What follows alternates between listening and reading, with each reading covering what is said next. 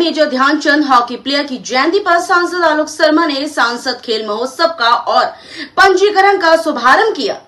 भोपाल में खेलों को बढ़ावा देने के उद्देश्य से खेल महोत्सव का शुभारंभ किया। सांसद शर्मा ने खिलाड़ियों को पोर्टल के माध्यम से खेलों के बारे में जानकारी मिलेगी, साथ ही शासन की खेलों की अनेक योजनाओं का लाभ मिलेगा। मेजर ध्यानचंद हॉकी प्लेयर की जन्म जयंती पर भोपाल में सांसद आलोक शर्मा ने सांसद खेल महोत्सव का शुभारंभ किया। मेजर ध्यानचंद हॉकी प्लेयर की जयंती पर पुष्पांजलि भी अर्पित की। सांसद आलोक शर्मा ने सांसद खेल महोत्सव के पोर्टल और पंजीकरण का शुभारंभ भी किया।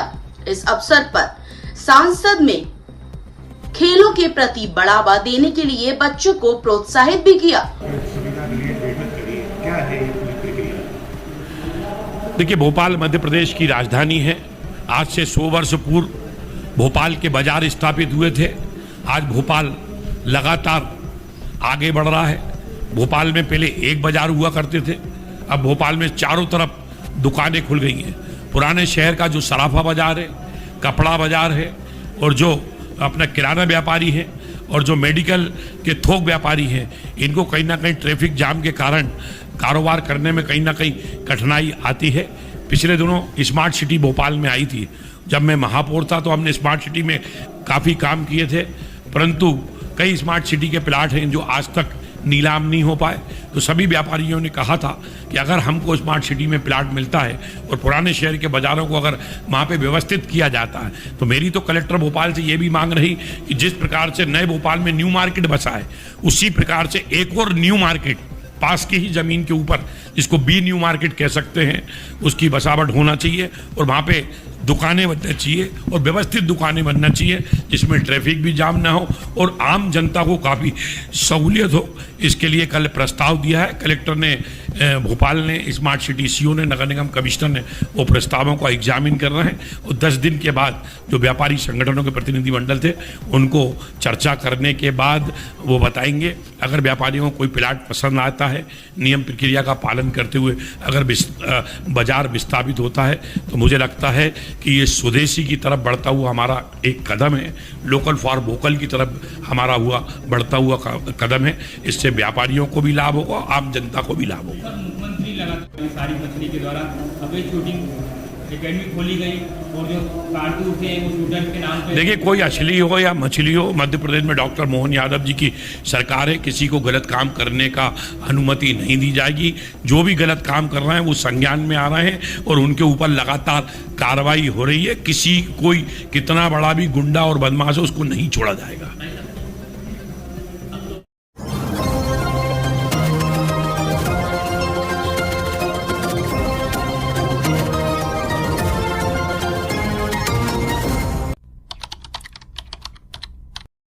भोपाल हॉकी के जादूगर मेजर ध्यानचंद की 120वीं जयंती। राष्ट्रीय खेल दिवस पर मंत्री विश्वास सारंग ने दी मेजर ध्यानचंद को श्रद्धांजलि।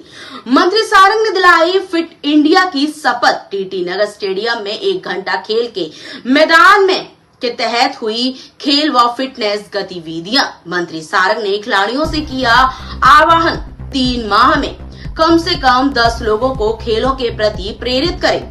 खेलों के प्रति आकर्षित करने के लिए खिलाड़ी होंगे हमारे ब्रांड एम्बेसडर। मंत्री सारंग खिलाड़ी लोगों को खेल मैदान में आने और फिटनेस के लिए करें प्रेरित। मंत्री सारंग आज मुख्यमंत्री डॉक्टर मोहन यादव के मुख्य आतिथ्य में होगा मध्य प्रदेश हॉकी टीम बनाम रेलवे मंत्री मैच।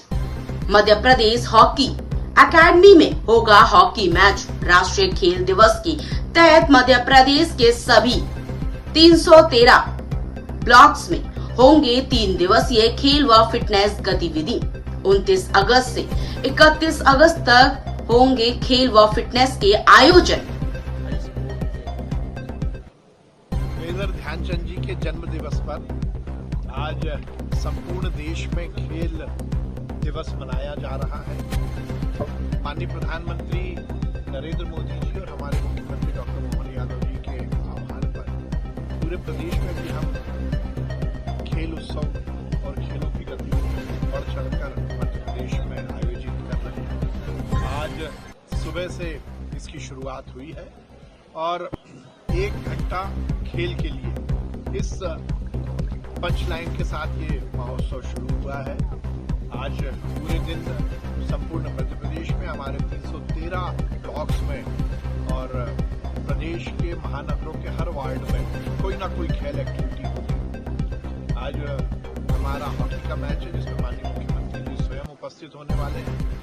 कल माननीय प्रधानमंत्री जी ने जो मिनी ब्राजील विचारपुर को कहा था, शहडोल जिले की विचारपुर की टीम और सरदारपुर की टीम का हम एक मैच रख रहे हैं और उसके साथ ही 31 तारीख ये बाइसिकल डे होगा, साइकिल का दिन होगा। उसमें एक बड़ी साइकिल की यात्रा निकाली जाएगी। इस पूरे आयोजन के पीछे का उद्देश्य ये है कि समाज का हर वर्ग, चाहे वो युवा हो, चाहे वो बच्चा हो, चाहे वो बुजुर्ग हो या महिला हो, हर एक व्यक्ति फिटनेस पर ध्यान दे और खेल के प्रति आकर्षित हो। इसी उद्देश्य से ये आयोजन किया जा रहा है।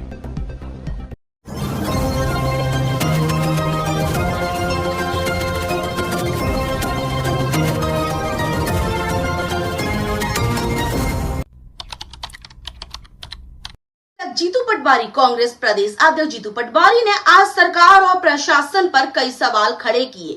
चीफ सेक्रेटरी अनुराग जैन के कार्यकाल बढ़ाए जाने पर पटवारी ने कहा, अनुराग जैन वरिष्ठ अधिकारी हैं लेकिन प्रदेश कर्ज में डूबा है। उन्होंने लंबे समय तक आर्थिक विभाग संभाला, अब उन्हें कर्ज कम करने के प्रयास करने चाहिए। पटवारी ने आरोप लगाया कि प्रदेश में प्रशासनिक अराजकता है, अधिकारी और जनप्रतिनिधि सड़क पर झगड़ रहे हैं, मंत्री बेलगाम हैं और सरकार षड्यंत्रों में उलझी हुई है। हालांकि उन्होंने सीएस को बधाई देते हुए उम्मीद जताई कि उनका योगदान प्रदेश की उन्नति में होगा।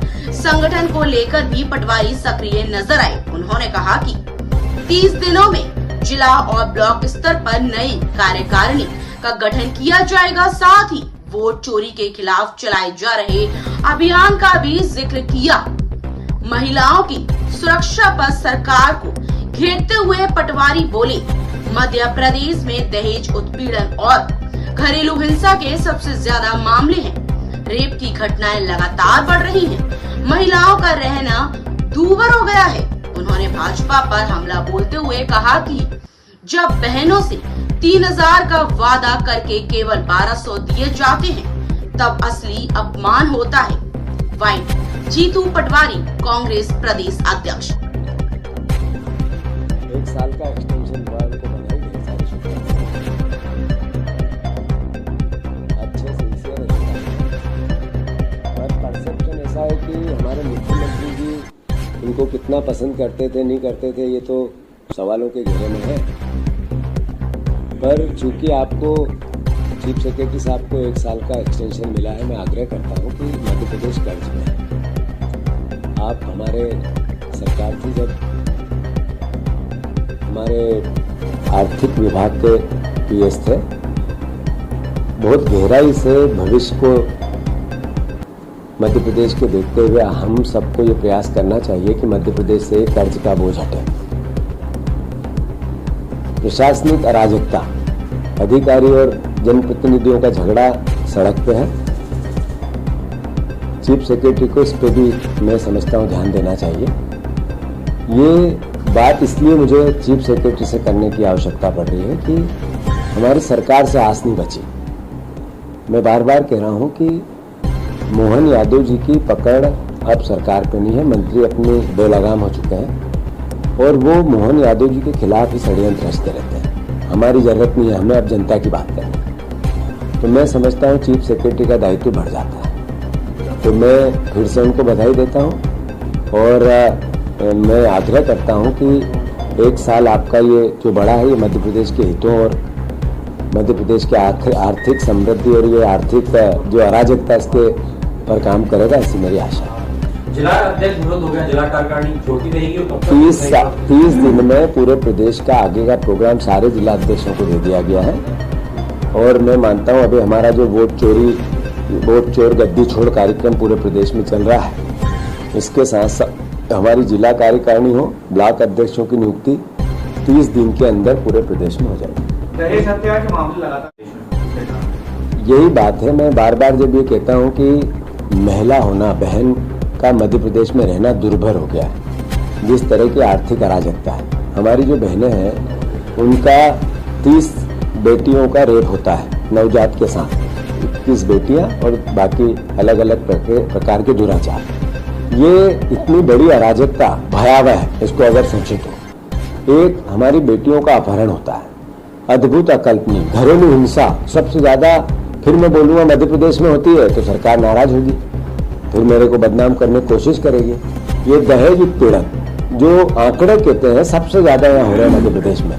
तो मोहन भैया, ये आप गृह मंत्री हो मोहन बाबू, तो इसका तो आपको संज्ञान लेना पड़ेगा, नहीं तो आप फिर कहने लग जाओ बहनों का अपमान, बहनों का अपमान। बहनों का अपमान तो तब होता है जब 3000 का उनसे वादा करते हैं और 1200 रुपए देते हैं, तो 3000 दो तो बहनों का सम्मान है।